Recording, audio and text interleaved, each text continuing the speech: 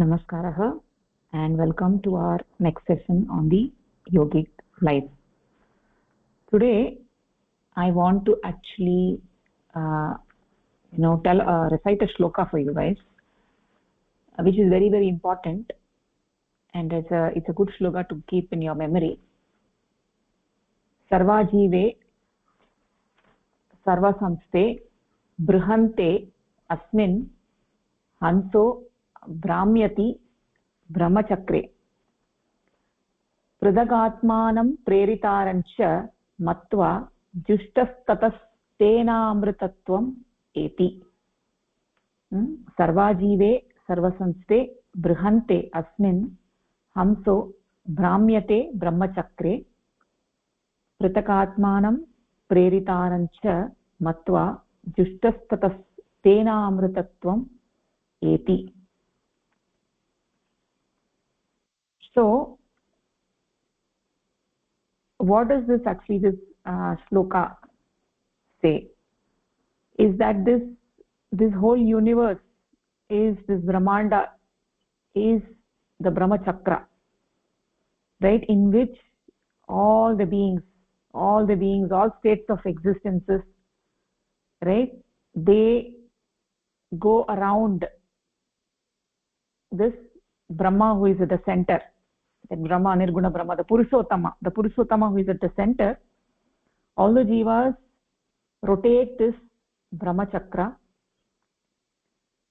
So they are constantly rotating in this chakra. They cannot go outside this chakra. They can only be in that chakra. They are either going towards that Purushottama, reducing the radius and going towards the Purushottama, or they are going far away from Purushottama, but they are still within the chakra. Right? In this universe, some people like money, some people like fame, some people want position, like people want different things, right?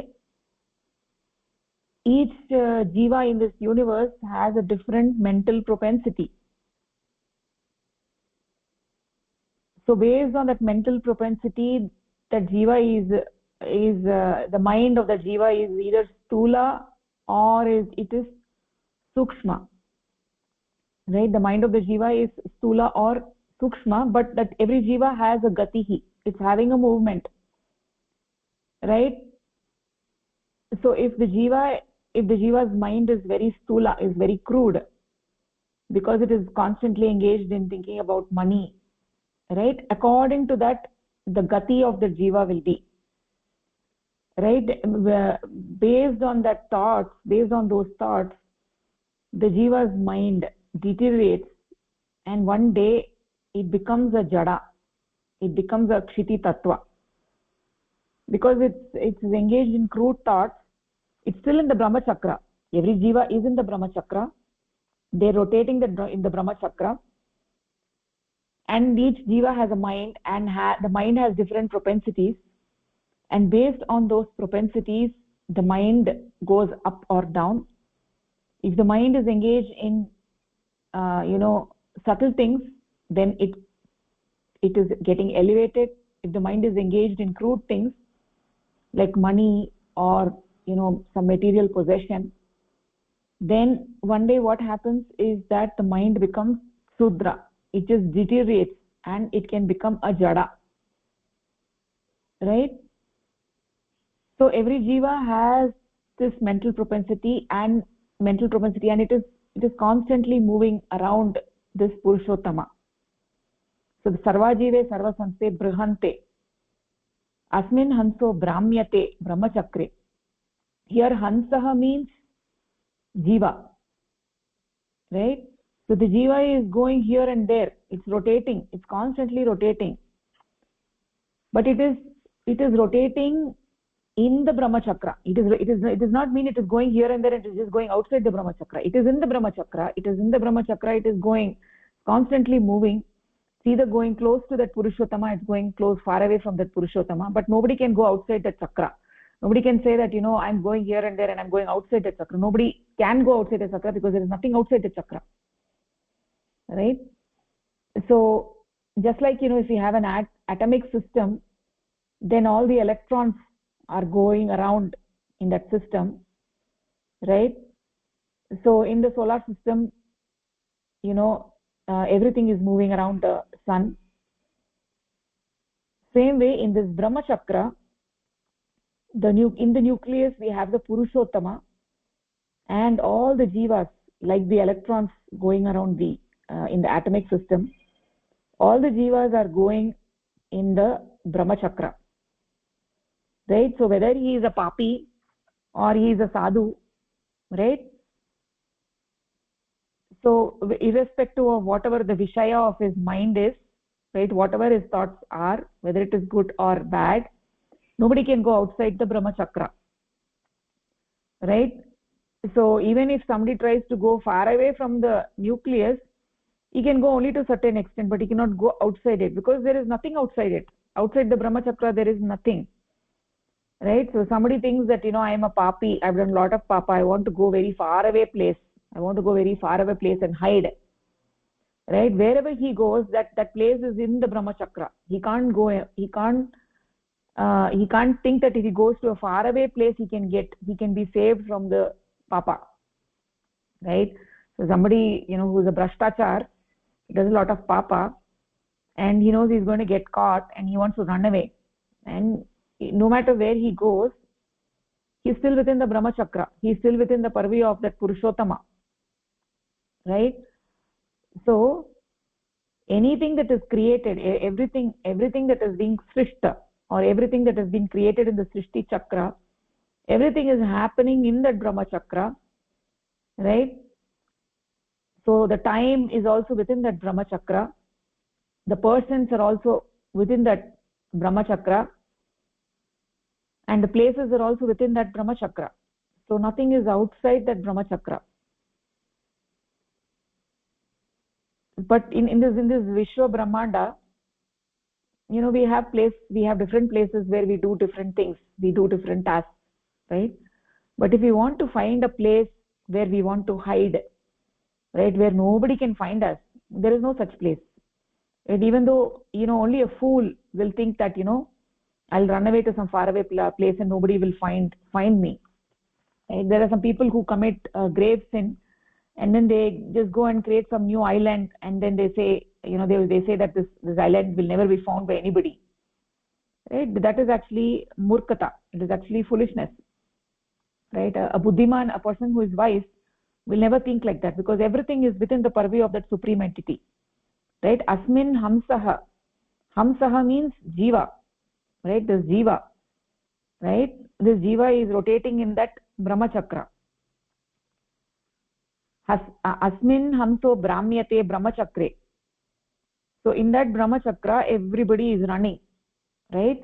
And we are running, we get that Shakti to run also from Paramatma, right? We get the Annam and Jalam, we get the food and water, everything from him. And when we speak, that Shakti is also from that Paramapurusha.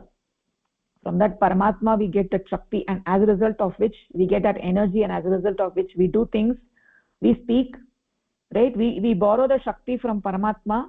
If Paramatma is not there, we cannot do anything, right? We can't move an inch, right? So when, you know, when a papi, you know, he because he cannot run to any place, there is no place which is beyond the purview of Paramatma. So when the papi realizes that, you know, that what he has done is wrong, and he realizes that he has to take the Sharanagati of Paramatma, then, you know, he will run to Paramatma, and at that point in time he will say, you know, please forgive me, right? There are people who have turned around in their life. They might have committed grave sin, but suddenly their eyes open and they say that, you know, I don't want to do this anymore. Like even in the Pauranic Kathas, we see some people who were thieves, like Valmiki was a thief, and suddenly his inner eyes opened and then he became a rishi, right? Like that, with the grace of that Paramatma, right,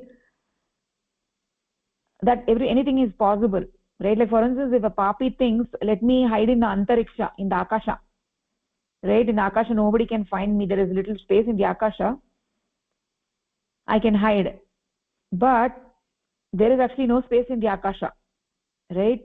That akasha is also within that brahma chakra. So you can't hide in the akasha and say that nobody can find me. Or if somebody says that I'll hide inside the samudra, right?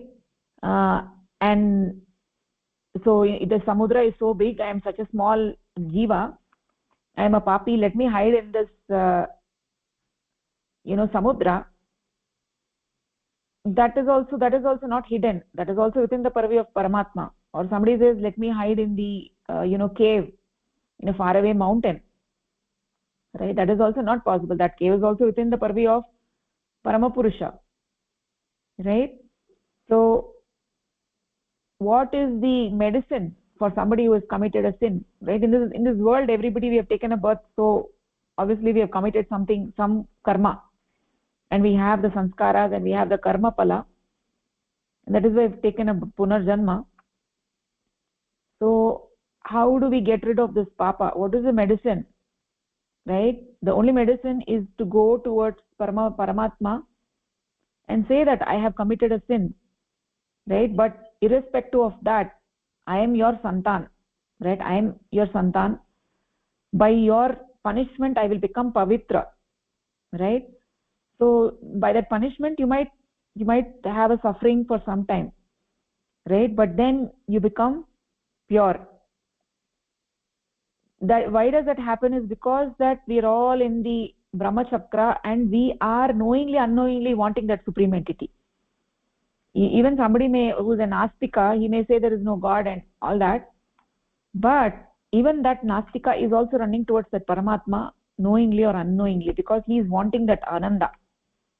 He's wanting that. Even an astika wants that ananda. Even an astika doesn't want the sukh dukh sukh dukh sukh. He doesn't want the temporary happiness and sadness. He wants that permanent happiness. That permanent happiness is obtained only through Paramatma. So essentially he is wanting that Paramatma, right? So as long as pritagatmanam preritarancha matva, so as long as we think we are pritak atma, as long as we are separate from that purushottama, right? We are thinking that I am separate and Paramatma is separate, Paramapurusha is separate, we are two separate entities. As long as we are thinking we are two separate entities, we continue in this brahma chakra, taking janma and marana, janma and marana, janma and marana. We keep rotating this brahma chakra as long as we think we are separate. So when we acknowledge that Paramapurusha is there, but we think that Paramapurusha is different and I am different and I have my own likes and dislikes, right? Then we have a separate existence and then we keep rotating in this brahma chakra. But when we think we are separate, then our mind deteriorates. We get engrossed in this colorful world. We want things of this world, and we get the mind deteriorated, and then in punarjanma a deteriorated mind takes that appropriate shariram. It can be a shariram of a pashu or a pakshi, or it can also be, if the mind is so crudified, it can also become a stone.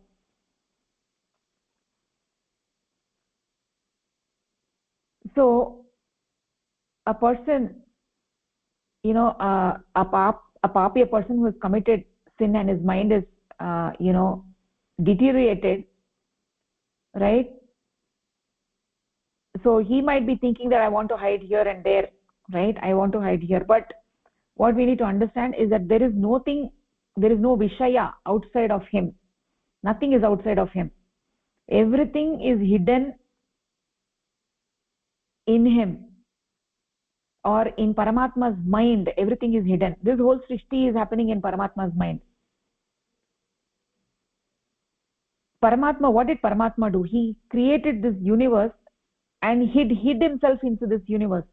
So everything in this universe is made of him. So he made this universe and he hid himself inside this universe. How did he hide himself? He hid himself in every vastu, right? So that Paramatma is there in each and everybody's mind, right? He's hiding in everybody's mind, he's hiding in everybody's body, he's hiding in every vastu. So if he is hiding in every vastu in this Brahma Chakra, because he himself transformed himself into the Srishti, then where can you run far away from him? Is there any place you can run away from him? However far you may go, you're still within that Brahma Chakra, right? So if you're trying to run away, that effort is useless, right? Because he is always there. You're trying to run away from somebody and be alone, right? Because you're trying to say that, I don't want to get caught from somebody else. But there is always that somebody else with you, and that somebody else is that Paramatma who is always there with you. Wherever you go, right, he is there. You might be running and running and running and running from different worries, but he is there. As long as there is this bhavana in your mind that we are two separate entities, Paramatma is separate, I am separate, then till that time we will be running, we'll be going close to him or far away from him, we'll be running, because our mind is constantly thinking, I'm separate, Paramatma is different, I'm different, right? Then we'll be running in this Brahma Chakra. But the moment the jiva's eyes, inner eyes open, then we realize that Paramatma is the Antaratma in my Atma. Paramatma is the prana of my prana, right? Whatever his wish is my wish. When I think like that Paramatma is in my Antaratma, Paramatma is my Antaratma, he is the prana of my prana, then whatever ichha, whatever desires your mind has, that all goes away. All the desires goes away. You don't have any individual desires. There is no individual desires like let me run, right? When that happens, what happens is that jushtastatastena amritatvam eti, then you get blessed. When you think that you're not separate, then you get that kripa of that Paramatma.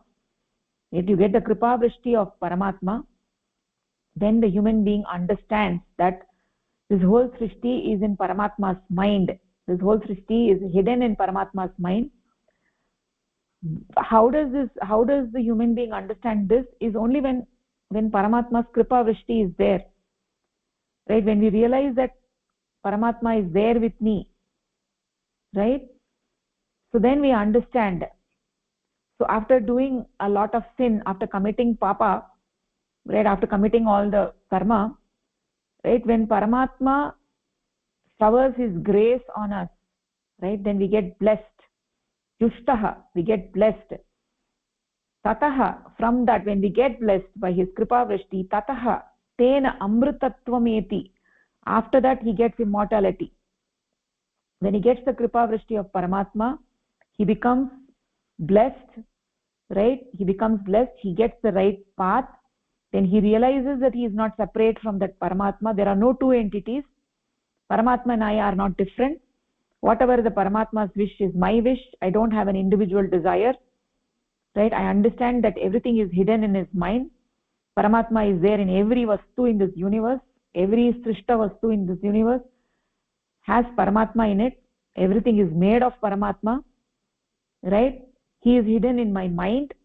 He is the biggest magician, right? And we don't know that.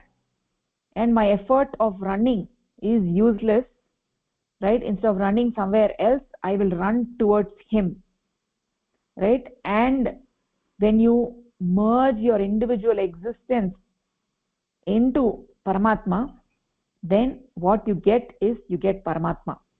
And this is the Brahma Chakra, right? Running away is not the solution. Making efforts to run away, right, is not possible, right? Because there is no place outside him, right? So you're just making useless effort trying to run away, right? So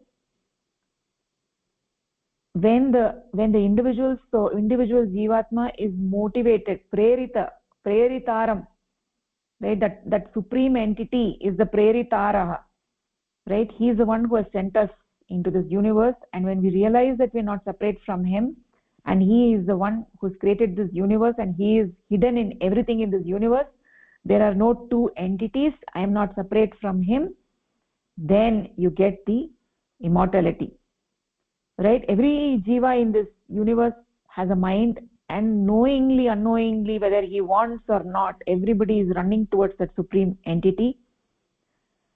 They, because that supreme entity is like a magnet, right? And everybody has that akarshan, they're getting attracted towards that supreme entity whether they know it or not.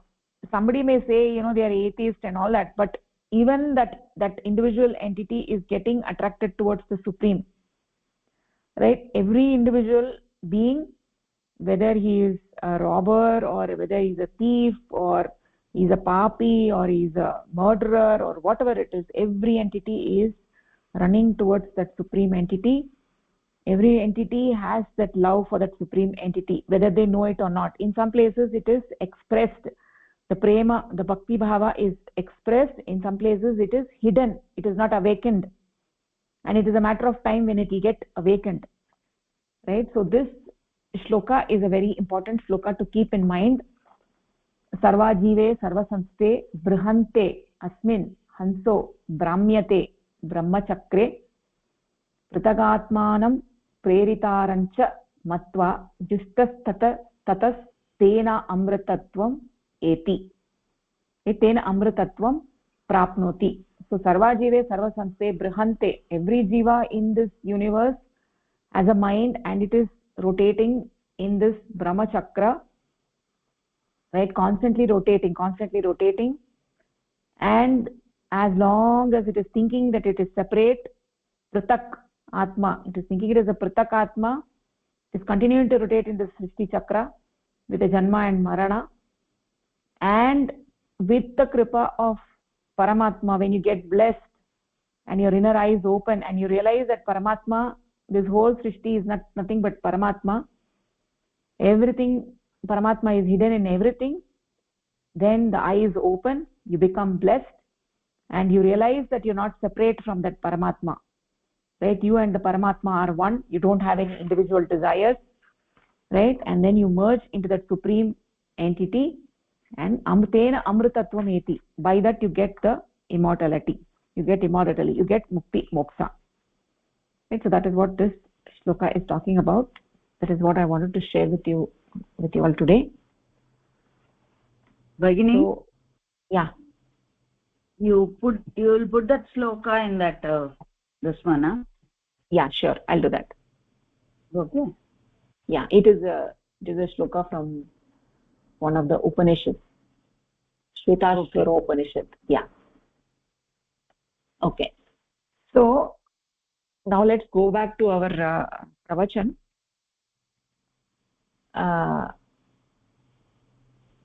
Intuitional practice and its necessity.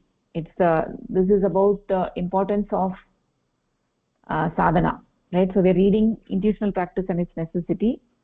This is a very nice and a beautiful connection, right? That the human being is caught up in the bondages of prakriti. The mind, the nature of the mind is that it has restlessness. The mind is always restlessness, and that is created by the gunas of the prakriti, the bandhanas of the prakriti. The mind is bound up by the bondage of prakriti. Everything in this universe is having gatihi. There is gatishilata, right? There is chanchalata, restlessness created by the prakriti, and everything in this universe also has that. The mind, the individual mind, is also affected by that, right? So we talked about the vacillation of the mind, right? Studying the vacillation of the mind and developing concentration of the mind, right? How developing concentration of the mind means, how do we develop this concentration of the mind? Means one has to focus the mind one pointed on the supreme entity by sitting in sadhana, right? So how do we systematically go about that sadhana process, right? So we start the sadhana with the chitta, right? And then we retract from the chitta into the aham tattva, and we do the sadhana on the aham tattva, and then we retract the aham tattva into the mahat tattva, and then we do the sadhana on the mahat tattva and retract the mahat tattva into the jivatma. Then the jivatma merges into the supreme, right? So the aham tattva is the movie screen of the mind. The chitta is the movie screen of the mind, and aham tattva is seeing whatever is there in the chitta. And if the chitta is filled with the material things of this world, right, then it gets bound up in this world, in all these physical objects, right? And all these objects, they are completely bound up by tamoguna. When the chitta takes the shape of those, then the mind becomes more and more and more and more crude. It gets more and more bound by prakriti. If the mind goes in that direction because of materialism, then it gets more and more crude. It becomes more and more animalistic in nature. It becomes more selfish, more and more small-minded.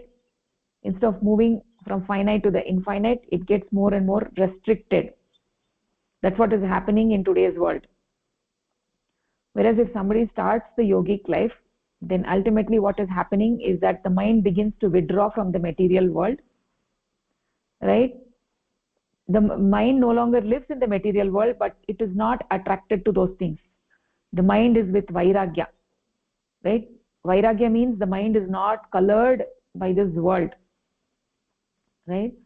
The human being as a whole is living in this world, but the mind is colored by Paramapurusha. That is vairagya, right? By doing that, then the mind is unaffected by the things around and begins to naturally dwell further and further and further within, from chitta to aham tattva to mahat tattva. Then as that is happening, then the mind becomes more and more and more concentrated. Ultimately during sadhana, when that is happening, then it results in savikalpa samadhi, where the mind experiences temporary merger with the cosmic mind, and the small I feeling is gone, and all that remains is the cosmic I feeling. But ultimately we talked that ultimately the goal of life is moksha rather than mukti. Ultimately that Brahma Samudra, that Paramapurusha is the goal of life, ultimately reaching to a state in which there is no mind, reaching that manasa tita stage, right? So long as there is the mind, then the liberation is mukti. But ultimately getting beyond mukti to moksha is where the mind merges into the nirguna Brahma. Just like the salt, if there is a doll made of salt and if it is thrown in the ocean, how the doll just merges with that ocean, right? Like that the mind melts into that nirguna Brahma, and that happens as a result of sadhana, right? So that is what we have been talking about, right? So we also talked about, right, that human beings have the swatantra ichcha, and we have the ichcha, the ability to choose whether we want to follow manav dharma or we want to follow the pashu dharma. Other beings do not have that option, like elephants, tigers, deers, trees. They have to act according to their dharma, but humans have within them the pashu dharma and the manav dharma. So we have this ability to choose which one we want to follow. So, and corresponding to their dharma are the vidya and avidya maya, right? Manava dharma is the path of vidya maya, and pashu dharma is the path of avidya maya. So we also talked about the story last week of the three thieves. So following the path of sattva guna, that is vidya maya, and that leads one to the supreme rank, and following rajoguna and tamoguna is avidya maya, and that leads one to the path of degeneration. One has the freedom, one has the free will, to choose whichever one they want to choose, right? If they choose the path of Vidya Maya, they progress further. If they choose the path of Avidya Maya, they deteriorate, right? So we talked in the last class that the Sattva Guna actually came and untied the traveler and showed him the path towards the city, but ultimately could not take that person all the way to the city. He just pointed out the way and he went away. So it is ultimately this Vidya Maya is also Maya. This Vidya Maya is also Prakriti, right? So the Prakriti is not a vilifying force, right? Prakriti is also a helping force, or it can also harm you. If you choose Vidya Maya, it can be a helping force. If you choose Avidya Maya, it can deteriorate your mind. So just like the Sattva Guna showed the path to the city, so the Vidya Maya shows the path of the supreme rank. So we take the help of that Prakriti, and that is the proper use of free will in human life, right?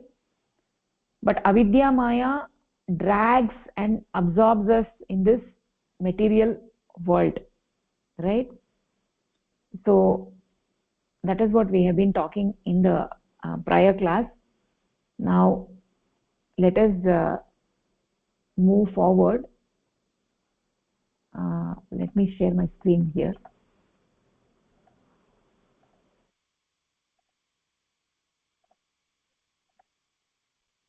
Okay, Bhagini, you want to take this paragraph? Studying the vacillation of the mind. Which one paragraph? Studying the vacillation on page 2. Can you see my page? Yes. Studying the vacillation of the mind and developing concentration of mind is the same thing. Something changed. Is the same thing. Concentration of mind is thus not possible as long as unit consciousness is not liberated from the qualifying influence of Prakriti. This is the aim of sadhana or institutional practice also. To concentrate the mind, it would be necessary to liberate, first of all, its most exterior manifestation, the chitta, from the influence of Prakriti. The next would be Aham Tattva, and finally Mahatattva must be liberated from her influence. The mind spread in chitta, Aham Tattva and Mahatattva must gradually be withdrawn from them, and then alone will it be concentrated. Thus concentration of mind is nothing else but sadhana or institutional practice which liberates units from the influence of Prakriti. So this paragraph clearly says that you have to study the mind. What is vacillation? I do not know, but it shows that we have to develop concentration. And vacillation is restlessness. Okay. So we know that the mind is always restless, and that restlessness should be, we should liberate ourselves from that, from this restlessness by developing a concentration, and this is achieved with the help of sadhana. Now this helps this helps the mind to come out of the influence of Prakriti, and until and unless we come out of the influence of Prakriti, we cannot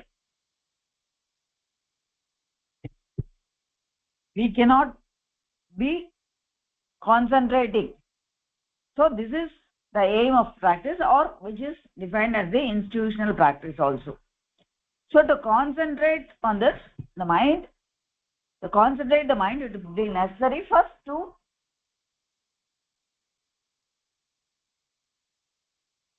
liberate ourselves from the influence of Prakriti, and the first This one, to get liberated, should be the chitta, which is the exterior manifestation of the prakriti.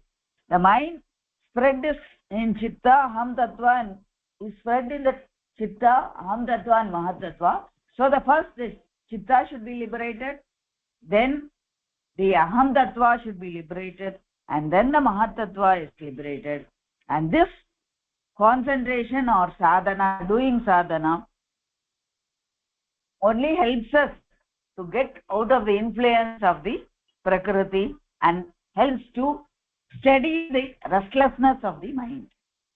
So this paragraph basically tells only that to liberate ourselves from prakriti, we have to do sadhana and liberate in a slower fashion. First the chitta, then the aham tattva, then the mahat tattva.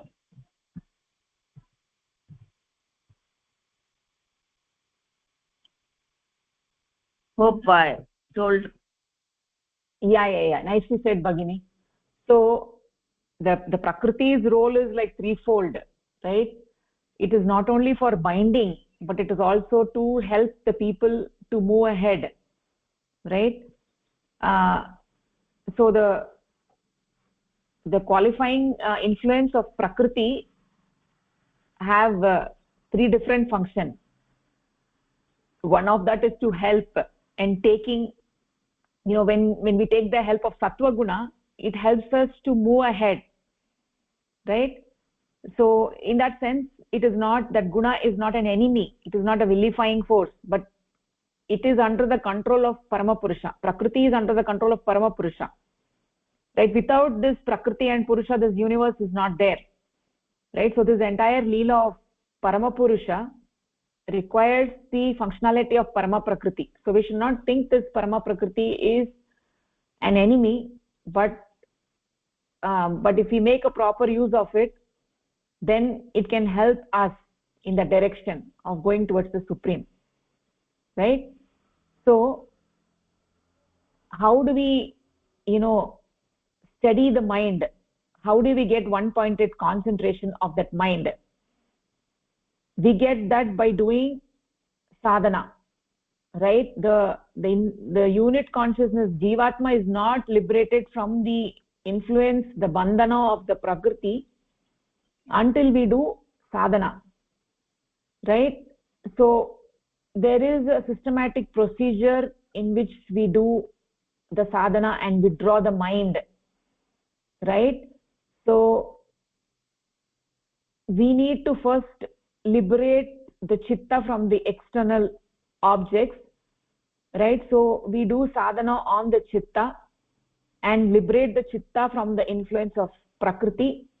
Then the chitta gets retracted into the aham tattva, and then we continue doing sadhana on the aham tattva, and the aham tattva gets retracted into the mahat tattva, and then we do sadhana on the mahat tattva, and then the mahat tattva gets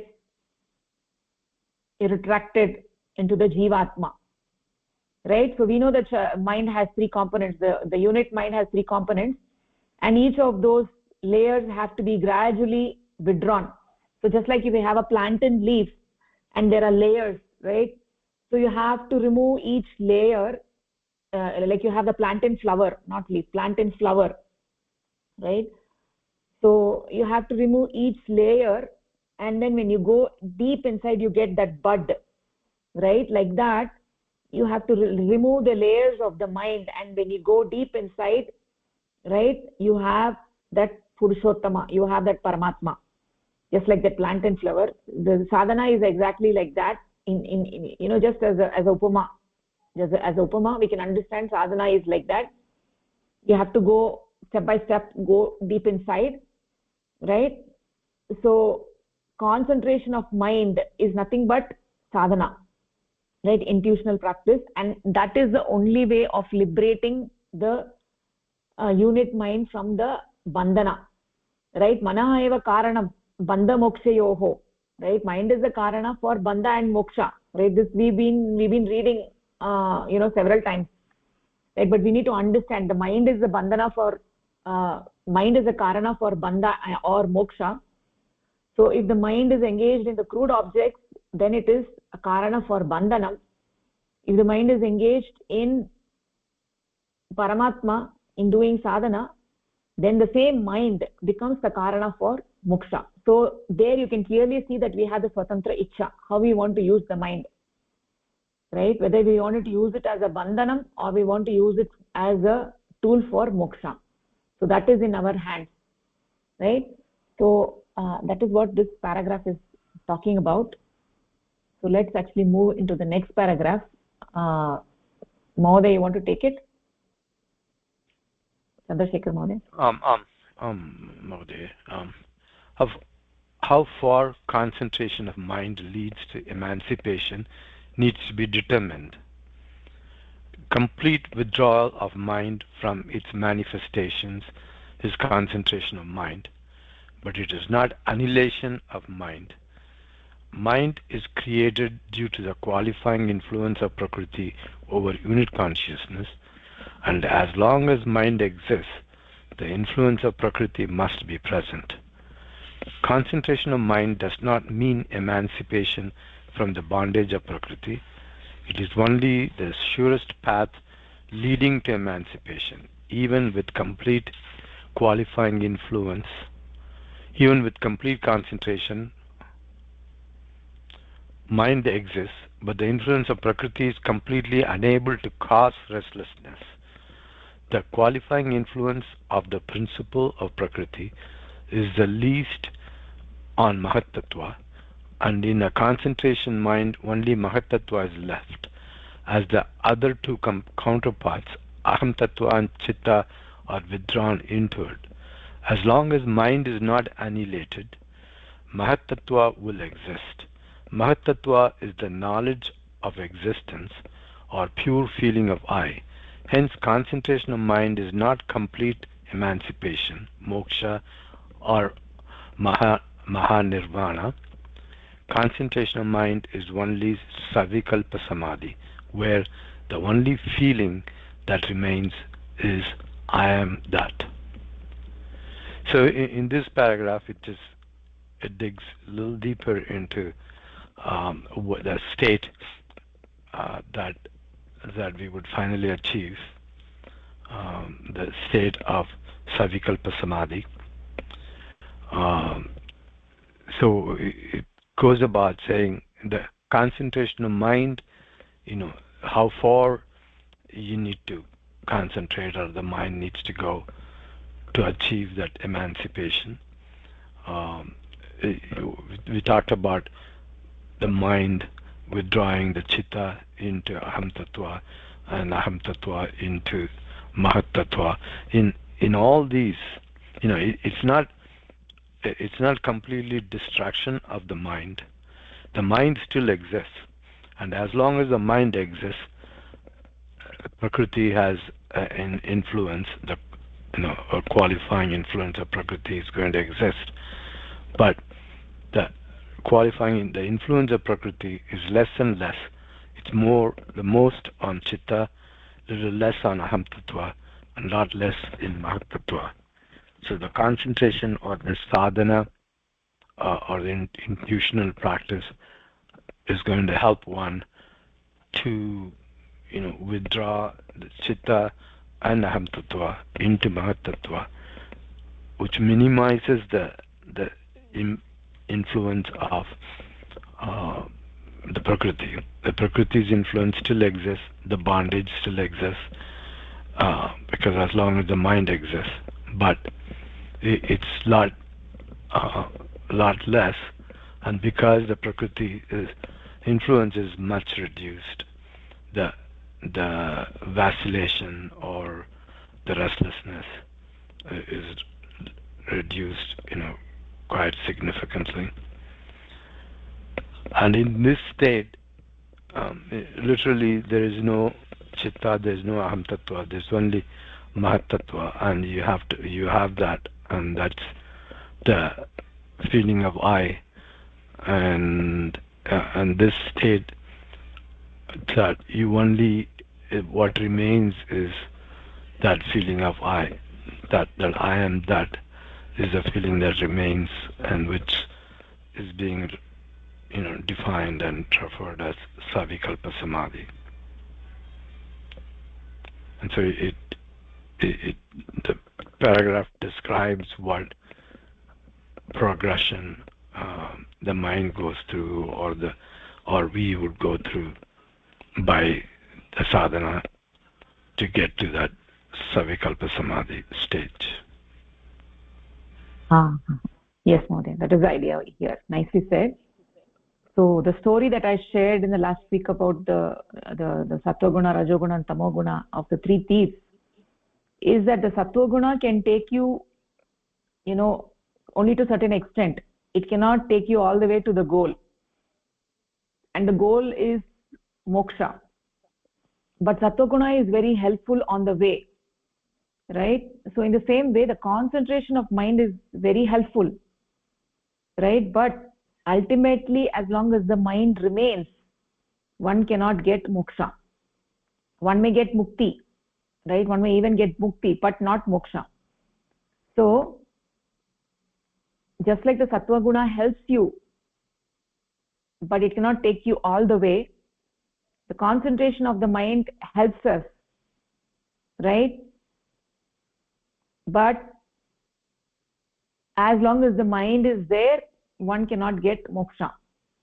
So when the mind is there and the mind is completely restless because of the combination of rajoguna and tamoguna, then the mind becomes very chanchal. It becomes very restless, right? But when the mind takes the help of sattva guna, then it becomes more and more concentrated, more and more one pointed on the infinite entity, right? So that is a very, very helpful thing.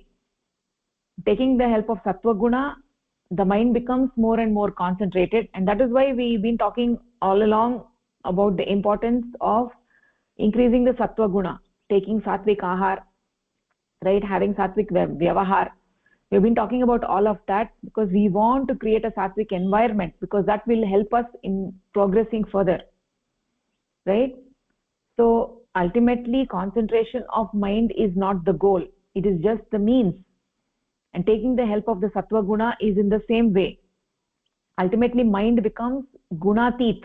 It becomes manasatit.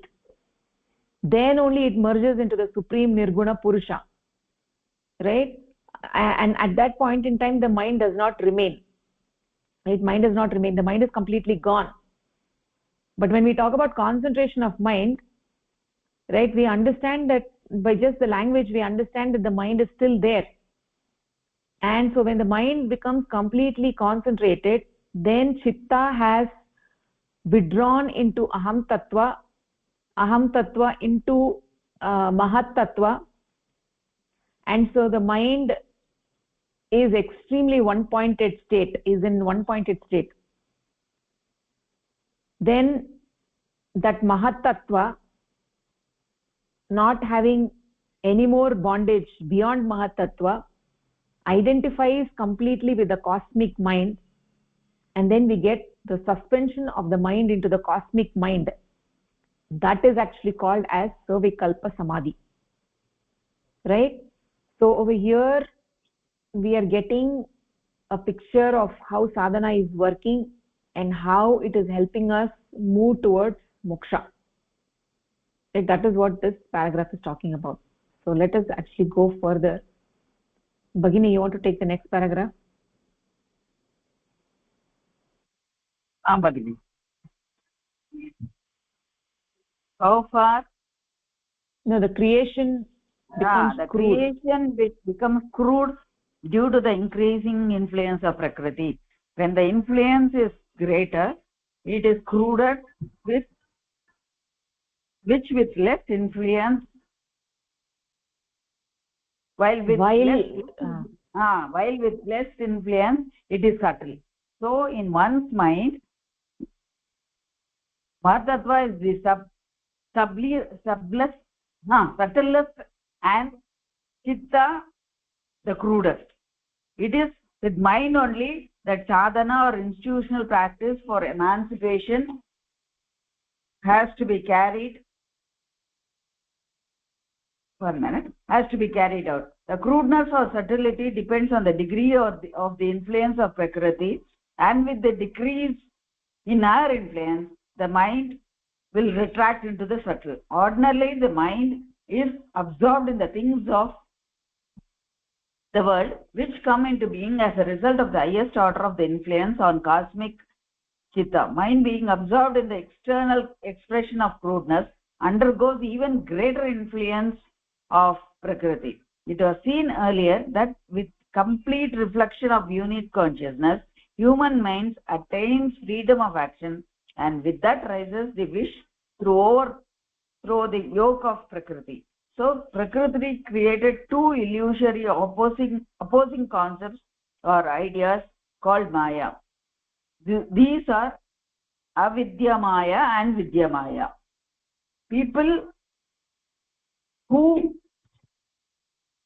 make use of their freedom in the pursuit of Vidyamaya soon get back to the supreme rank, because Vidyamaya directs the mind into the subtle, while those who take recourse to Avidyamaya keep on experiences the reactions of their actions, karma phala, which make them roam in the thought waves of the qualified supreme entity. Which make them roam in the thought waves. Okay. So now the creation is becoming crude because of the influence of Prakriti. So while the influence is greater, it is only cruder, and when the influence is less, it becomes subtle. So in one's mind, the Mahatattva is the subtler being, and the Chitta is the crudest one. So with sadhana or institutional practice for emancipation has to be carried out, the crudeness and the subtlety depends on the degree of the influence of Prakriti, and with the decrease of inner influence, the mind will react into the subtlety. So ordinarily the mind is absorbed in the things of the world, so they are always in the bondage of Prakriti, and they are only cruder. Now this crudeness can be this crudeness makes it go under the greater influence of Prakriti. But if this crudeness, if we go into sadhana or the institutional practice, human beings attain the freedom of action, gets the freedom of action, or gets itself liberated from the influence of Prakriti to move into subtle. So this is classified as two, at this, which has been again created by Prakriti only, two opposing ideas of Maya. One is Vidyamaya and Avidyamaya. And the people who are following the Vidyamaya, they practice sadhana and they get slowly liberated from the bondage of Prakriti and move into the supreme rank, while those following Avidyamaya will always remain under the bondage, and they will be still experiencing the reactions of the actions they perform, which make them roam only with the thought waves of the qualified supreme entity. So the not very easy but slow this one to go into, to get the mind out of the bondage of Prakriti. This paragraph is Yeah, that was really good, Padmi. Thank you. So I think this paragraph is quite clear. It gives us a clear understanding of what is going on here.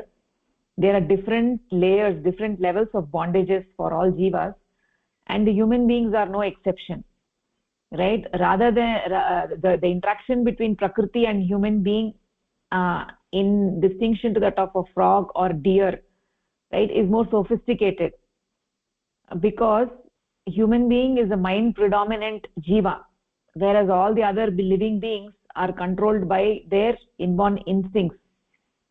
So all the other beings are completely controlled by the three gunas of Prakriti through their inborn instincts, whereas human being has much less of that.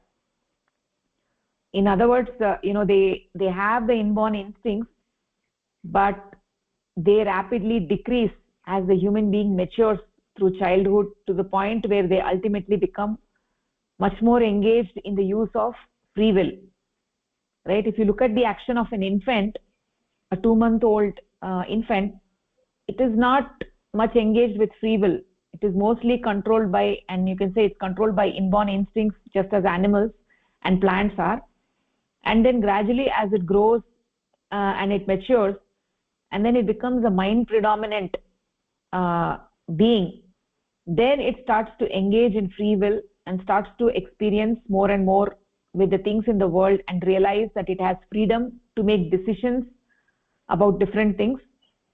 So the course of that development, the natural tendency in today's world is for people to engage more in the crude thoughts and to engage more in crude things of this world, in their attempt to get sukham, and they get into the cycle of sukha and dukkha and sukha and dukkha, and it goes on endlessly throughout their life, because of their engagement with trying to satisfy an infinite desire through the acquisition of finite things, and thinking about crude things, engaging with crude things, and mind becomes crude.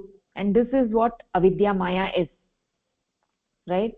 That human beings are engaging with the world primarily through rajoguna and tamoguna, rather than engaging with sattva guna, which is vidya maya. So taking the help of vidya maya is taking the help of sattva guna to move ahead. So one can, just like how we saw in that shloka, one can either increase one's radius from Paramapurusha or decrease it. One has that freedom. All human beings have this option, right?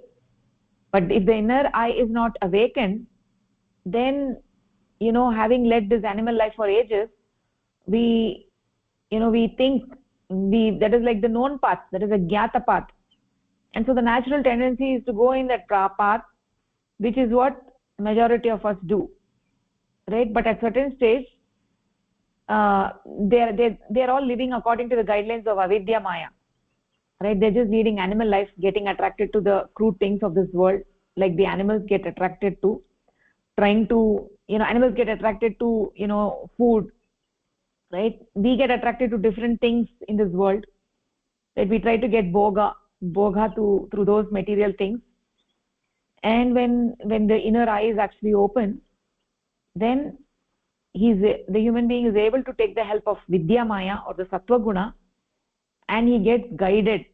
Instead of getting more and more karma pala,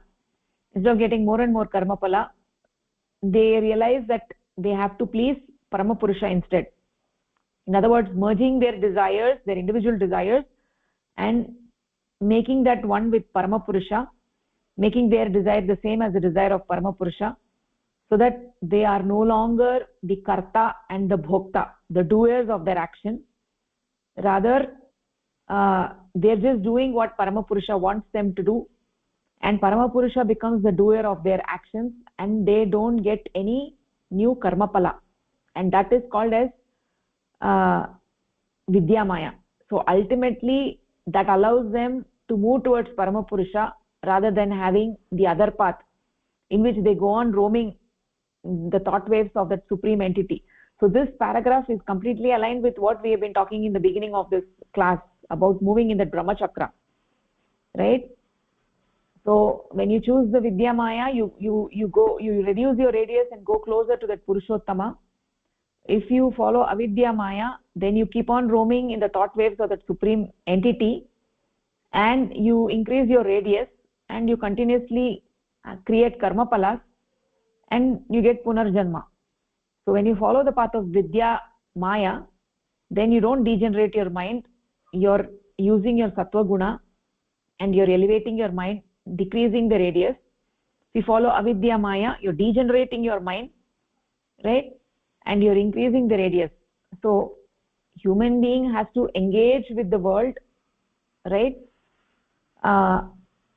Through this yoganishta jivanam, right? At the individual level and also at the collective level, which will allow the human beings to move towards following the true dharma, true manava dharma, creating an environment in which the human being can thrive and ultimately move towards that supreme entity with the grace of that entity, right, and merge with that supreme entity, right? So the Paramapurusha he's just extending his hand and he's ready to give you his kripa vrishti, but we are not taking it because of our individual ahankara. We are holding an umbrella over the head and saying, I am the doer of my action. Right? Then you're unable to feel the kripa vrishti. You're not unable to feel his vrishti because you have this umbrella. Right? You're unable to feel the rain. If you have an umbrella over your head, you can't experience the rain. When you remove the umbrella, then you experience the rain. Similarly, when you remove the umbrella of vanity, then you get the kripa vrishti of Paramapurusha, right? And then that Prakriti is no longer a bandhana, right? Because she is under the control of Paramapurusha, right? So the power of Prakriti is overthrown, right? With avidya maya, you're trying to increase your name and fame, getting more money, purchasing more things, right? People think that they are freeing themselves from bondage of this world in their own limited understanding, but actually they're binding themselves more and more.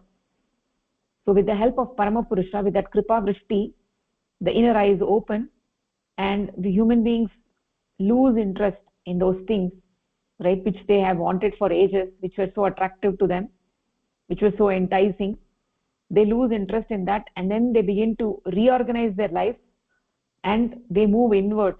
They move inwards and they come to realize that infinite entity within themselves, right? So that is what this paragraph is actually talking about. We'll just take one more paragraph. Mode, you want to take this? Avidyamaya drags and absorbs the mind into crude objects. Avidyamaya really acts as the weapon with which Prakriti keeps the mind under her subjugation by binding it to the crude things of the world. Sadhana or intuitional practice leads one to freedom from the bondage of Prakriti, and the mind becomes subtle. The decrease in the influence of Prakriti takes the mind towards subtlety, and the Sadripu and Shadripu Ashtapasha. Shadripu and Ashtapasha no longer bother and bind it. Shadripu and Ashtapasha no longer bother and bind it. Just as the decrease in the influence of Prakriti releases one from the fetters and influence of Avidyamaya, the converse, that the release from the fetters and influence of Avidyamaya should decrease the influence of Prakriti is also true. Avidyamaya will thus never be able to help one in obtaining emancipation, as it only binds the mind and absorbs it in the crude things of the world, which make it more crude and increase the influence of Prakriti over it. To steady the vacillation of the mind, to concentrate the mind, to make the mind more subtle, are the ways to achieve freedom from the bondage of Prakriti. One who pursues Avidyamaya will not be able to achieve any of these. A mind absorbed in the crude objects of the world will only become more crude, as vacillation will increase and concentration become an impossibility. Such a mind will never be able to achieve emancipation and become free of the bondage of Prakriti. Abandoning the pursuit of Avidyamaya, is thus imperative for achieving emancipation. So here again, this paragraph highlights the reason for staying away from Avidyamaya and going towards the Vidyamaya. In here, it reiterates over and over the Avidyamaya drags your mind into crude objects, and so because of its nature, it becomes a big weapon of Prakriti to keep everyone under Prakriti's bondage and Prakriti's subjugation. And the only way to get out of that is to practice sadhana and the intuitional practice to break the bondage of Prakriti. And Avidya Maya keeps bringing you into the crude objects in crudest form, and so if the one has to reduce the influence of Avidya Maya, and if you reduce the influence of Avidya Maya, then in turn that leads to where the mind becoming subtle and more subtle, and you're marching towards the emancipation and breaking all the bondage with Prakriti. So it just keeps reiterating that one should not pursue Avidya Maya, because that's not the goal of human life, and one should pursue Vidya Maya, because if you keep pursuing Avidya Maya, you will just be in the bondage of Prakriti, and one should just abandon the pursuit of what Avidya Maya is pushing. And yes, Mother.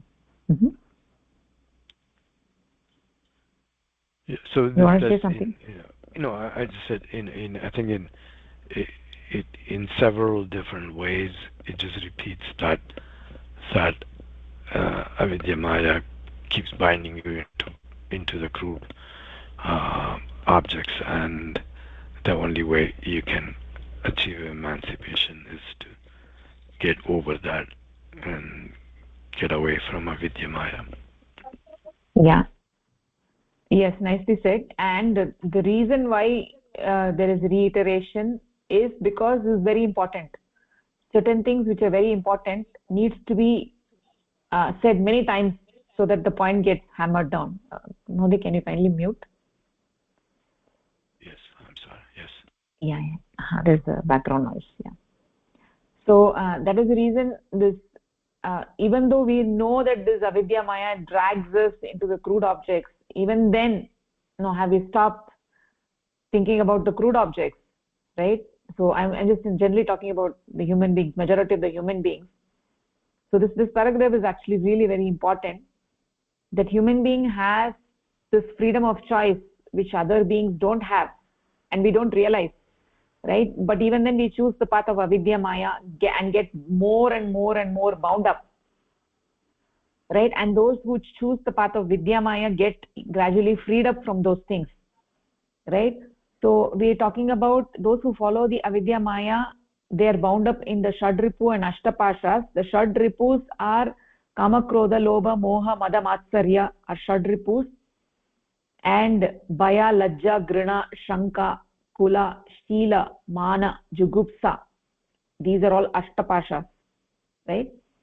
So these are not good things, and right, these things actually bind up the mind, and when the mind it drags the mind down, right? People don't get along with each other, the mamata gets very limited, right? Ultimately this is the result of the crude objects of the world, materialism, that one cannot see beyond the end of one's own nose. One thinks that my gain is others' loss and others' gain is my loss. So these types of emotions that one becomes dominated by, right?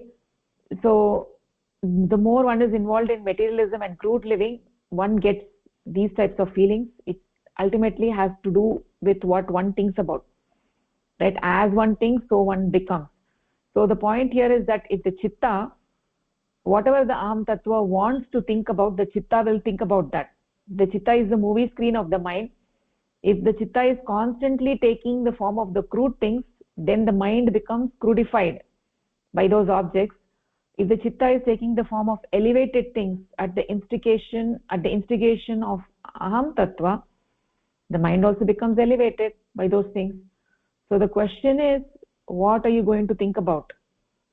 Our thoughts are dominated by our environment. So all the things we have been talking about here are critically important, right? Who do we spend time with? What is the subject of the conversation? What music are we listening to?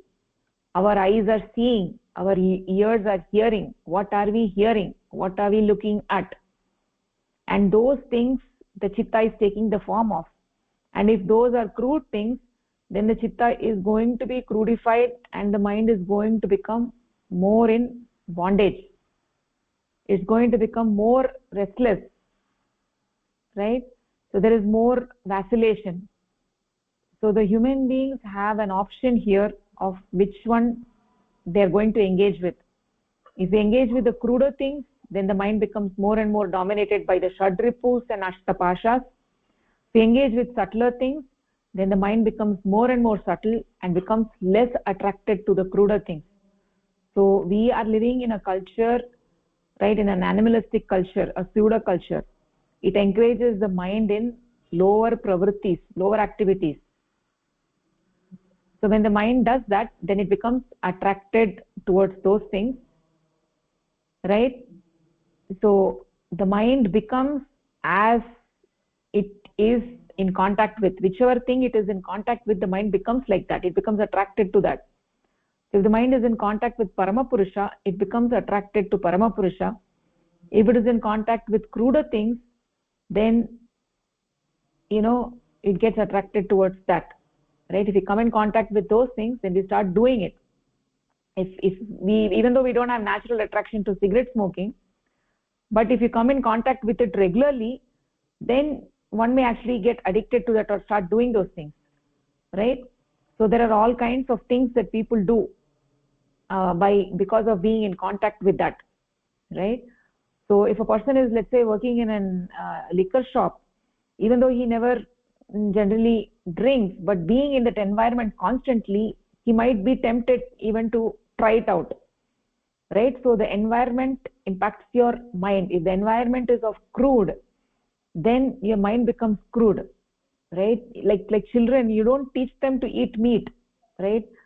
If you never give them the meat, then they never eat it. But if you put a piece of meat in front of them, they are not somebody who has never eaten meat before. If you put it in front of them, they're not going to like the smell of it. They're not going to want to eat it, right? So we should take a great care in what the mind is getting exposure to. The mind is very sensitive. If the mind is getting in contact with the wrong things, it is going to get attracted to those things. If it gets in contact with the right things, then it will get attracted to those things, right? So the question is, what is it that we are in contact with, right? Those people who are living or having a crude life, right? They were not born wanting those things, but they got attracted to those things, right? So it's critically important to have that good environment, right? If the environment is such that the Shadripus and Ashtapashas will get more expressed, then they will become more dominated by those things, right? So those are all negative things. The result is of this is the result of having a crude life, right? So the important thing is, who are we in association with? So when we have proper association, when we have satsang, then we'll get freed from those things. The mind is less in bondage. It has less and less in attraction and interest in crude things. So that is the main message. So main thing is to follow the path of Vidya Maya. Then one will be freed from all those things, right? So that is what this paragraph is saying. This paragraph is critically important. It is very important to understand that we're living in this material world, and avidya maya is overpowering most of us, right? So how do we consciously get away from that and follow the path of vidya maya is what this paragraph is focusing on, right? So any questions or thoughts at this point?